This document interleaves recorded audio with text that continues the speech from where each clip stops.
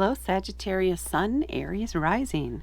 My name is Tanya, and I'll be doing a year ahead reading for you.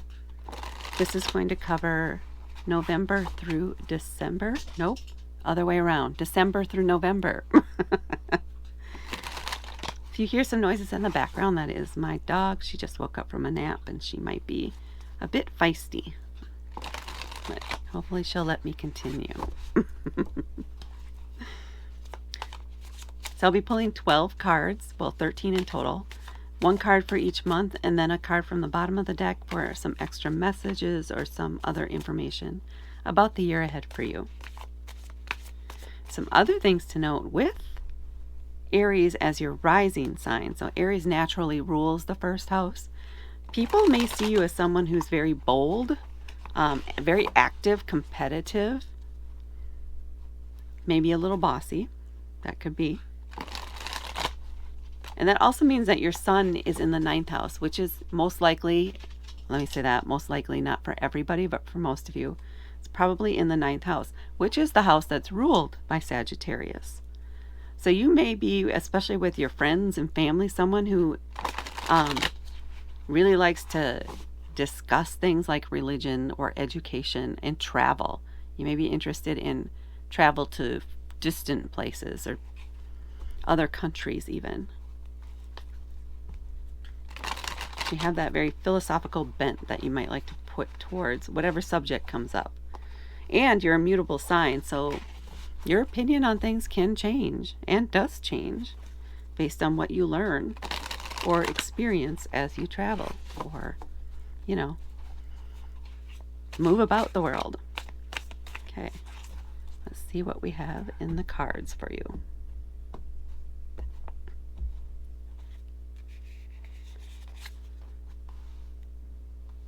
So December, we have the Fool.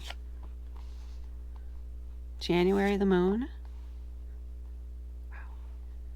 February, the Sun. March, the King of Wands. April, the Page of Swords. May, the Queen of Cups. June, the 10 of Cups. July, the 6 of Swords. August, the Ace of Cups. September, Temperance. October, Death and Rebirth.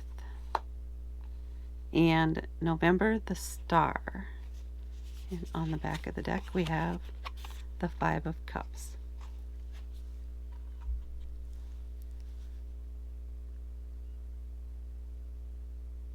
This could be a hugely transformative year for you, and it feels like it's because you're recovering, maybe from some loss or some emotional event that's happened relatively recently for you. But we have 6 major arcana cards for you overall here. 3 in bunches, so this first 3 months and the last 3 months. And that indicates that you have some major shifts coming, either on a spiritual soul level or big changes in your life over this next year. And not necessarily bad changes, but definitely shifts. It's going to be completely different, probably from October, November of this year for you to November of next year. So why do I say all that? Well, we'll get into each of the cards and we'll see what actually comes out of each of them. But here we have the 5 of Cups as your overall or the specific message or card that the guides want me to talk about to you for this next year. The 5 Cups are about our emotions and our intuitions. 5s can be about challenges, difficulties, competition. Generally, it's a challenge.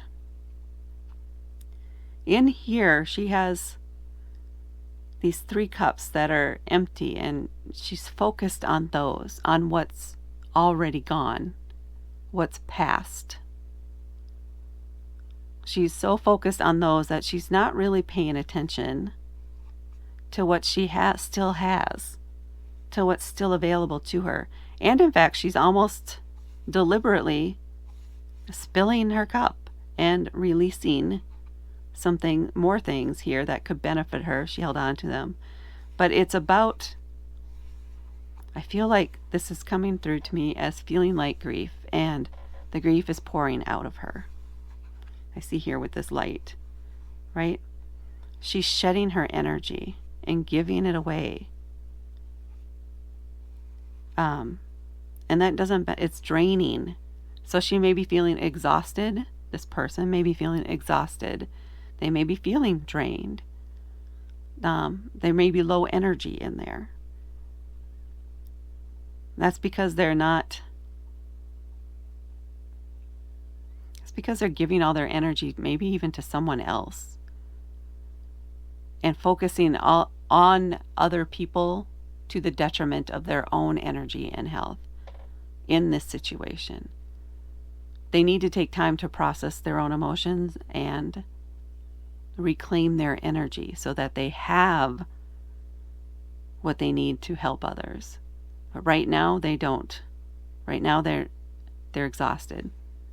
And they're not focused on the positives. They're not focused on what's still there, on what they do have with them right now, on what's there to nurture them. They need to let go of what's happened and focus on the now, and focus on their own health and their own energy.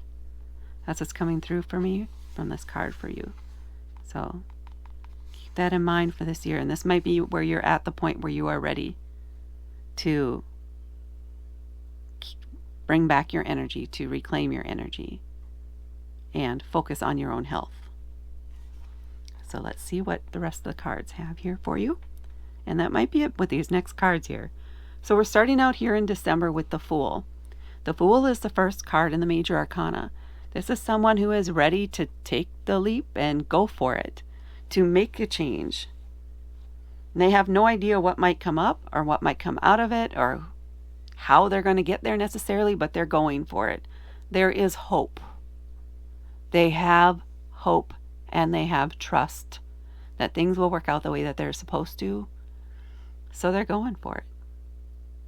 So it's trusting that everything is going to work out, and hope is there. That's what December feels like right now. And then we're moving into January with another Major Arcana card, the Moon. The Moon is about, well, in this case, it specifically feels like secrets. So there may be some secrets or some information uncovered here in January. I hope I said January. That you did not know before, that you didn't have available to you for. That shakes your foundation a little bit. That makes you look at things in a completely different way. It helps you see things more clearly.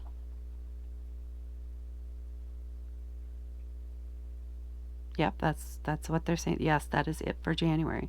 Something is going to come up that's going to help you see a past situation and maybe impart a current situation in a new way. That may even raise your respect for someone in here. And it allows you to, well, it helps you heal and it helps you recover and help continuing to heal. And then we're in February with the Sun card. This is a card of love in life, of celebrating, of joy, of feeling that warmth of life. Ooh, sorry. Turn that down. Feeling that, celebrating life, feeling joy again. Active, being outside, being in the sun. It's about life. It's about seeing things completely exposed in the sun, having light on the subject, but feeling good about it, feeling joy about it, because there's nothing hidden anymore. It's all out there and everything is good. Everything is great. So there's that feeling of joy, an expression of joy. Laughter comes to mind here. So that's your first 3 months. A little intense, but also very revealing, and feels like it lightens the load or helps pull you out of the depressive state, if you will. I'm loosely using that term. It is not a literal term, but helps bring you out of that apathy, a state of apathy. That's what it is. And then we're coming up here on the King of Wands in March. So wands are a fire element, and it's a very bold energy, active energy, fearless, creative, ready to charge forward or take charge, if you will. With the King of Wands, it's about taking charge. And that does feel like you here. You're ready now to take charge and make decisions boldly, ruthlessly almost, but boldly. Following your own instincts and what you want. And it feels a little bit like divvying out what needs to be done.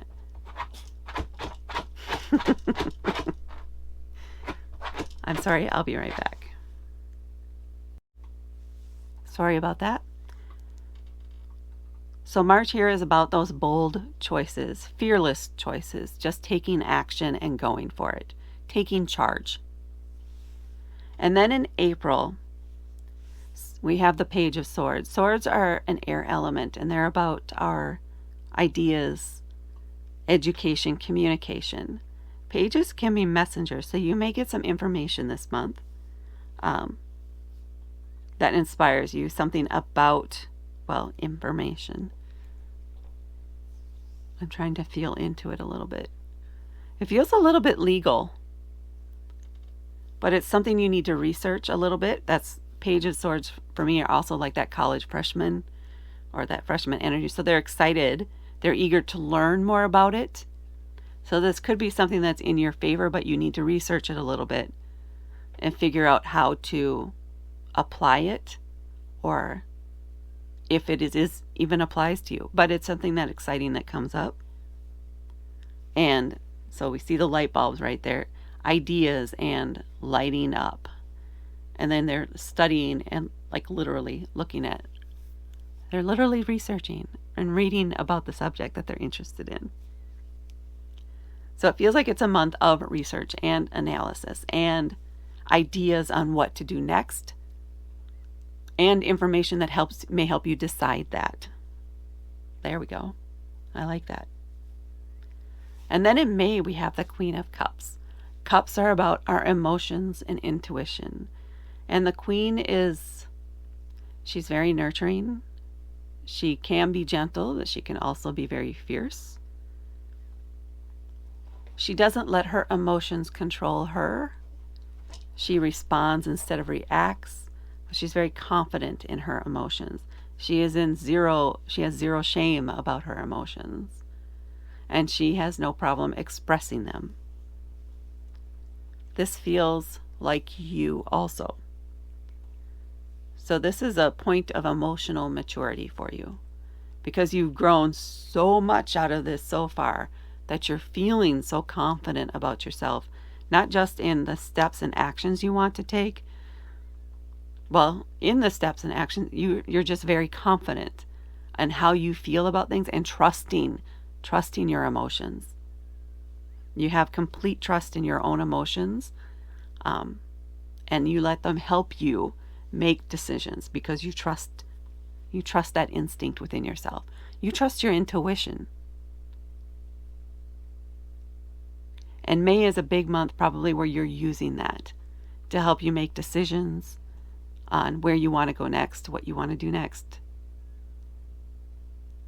And being with others, it feels like in your community or in your circle, who are very supportive in that way too, and allow you to express your emotions, to express your thoughts and your feelings. And there's this back and forth energy there with that. So very supportive community here in May and you just being in that very good place emotionally too. That doesn't mean there aren't lows, but she doesn't let the lows keep her low, if you will. She acknowledges that emotion, and she feels into it, into the why of that, and releases it appropriately. So mastery over that. And then over here in June, now we have the 10 of Cups. This is the happy family card. This is a card of the completion of one journey and the start of something new. So you have this cycle coming to an end, and it's culminating in this happy family type moment. This moment of joy, of celebration with friends, with family, whatever that means to you, whoever that is to you. It's just being in that space, being in that energy of contentment, of joy. There doesn't have to be a big celebration. It's just a month that is about family in whatever capacity that is. And being with family. This could even be a month where you're having a family reunion or something like that. But it's that togetherness here in June. And then in July, we're hitting the 6 of Swords. So this is a month where you're walking away from something or someone. It feels like something, though, for you. Some old ideas or beliefs you had about something that used to get you worked up in the past, or someone else has in the past tried to use that information to manipulate you or to get you to do things. And you're walking away from it. That no longer has power over you. You're done with it, and you're moving on from it. So typically this is someone who is moving on to calmer waters. They have packed their bags and they're done. They're out. They're like, you know what? I don't want that to be part of my life anymore. I'm moving on from that now. So that's what July is going to be about, is moving on from a person where there's been some tough verbal communication, or from some idea or belief that no longer serves you. And then in August, we have the Ace of Cups. So this is something new. For you guys, it feels, for some of you, maybe quite a few of you, it feels like this new spark of romance potentially. You know, the possibility is coming back into life there for you. Being open to it again, or feeling that curiosity about someone in your life, or someone you may meet randomly. But it kind of lights you up and inspires you to get out there more, to explore your options, to be open to the possibilities. So there's this little, sense of satisfaction of, you know what? I still got it. That's what's coming through for you. I still got it. Yeah, that's that's the energy I got coming through for you for August. And then we're moving on here into September. And again, 3 more major arcana cards. So there can be some big shifts here for you. Here in September, we have the Temperance card. So this is a card about finding balance and not going to extremes this month. So if you want to leap into something new, this probably isn't the month for that. This would be a month maybe for planning that out rather than leaping right into it. You want to be measured in your actions and planful. So yeah, it's like just don't do the extremes. Find balance. Make it a low-key month. That's what you want here for September. Low-key energy, avoid extremes, because that just might cause stress or other issues for you. Just be laid back. Be chill. And then here in October, we have the Death card, another major arcana card. So this is about a transformation. There's going to be some sort of transformation within you. Some new way or that you want to look at your life, or that you do look at your life. It's almost like an aha moment during the month, or something changes, possibly unexpectedly, that forces you to change too. So that could be having to move unexpectedly, having to take a trip unexpectedly, maybe a job change. But it's something that frees you up from one way of life and introduces you to a new way of life, or a new thought or emotion or behavior. It's transformative. That's here in October. And then in November, this is the Star card, another major arcana. This is a card about self-care. So this change, it could be that it was difficult or stressful here in October. So in November, you want to make sure you're taking care of yourself, that you're focused on rebuilding your energy,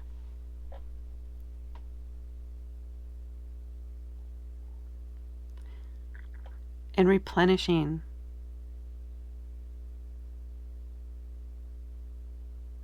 Sorry, hold on a moment.